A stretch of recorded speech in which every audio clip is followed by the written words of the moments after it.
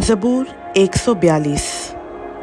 मैं अपनी आवाज़ बुलंद करके खुदावंद से फ़रियाद करता हूँ। मैं अपनी ही आवाज़ से खुदावंद से मिन्नत करता हूँ। मैं उसके हुज़ूर फ़रियाद करता हूँ। मैं अपना दुख उसके हुज़ूर बयान करता हूँ।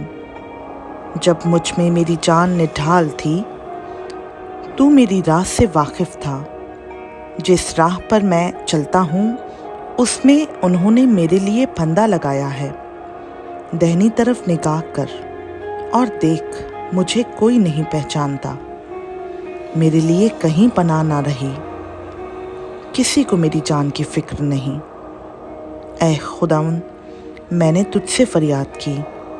मैंने कहा, तू मेरी पनाह है और जिंदों की ज़मीन में मेरा बखरा।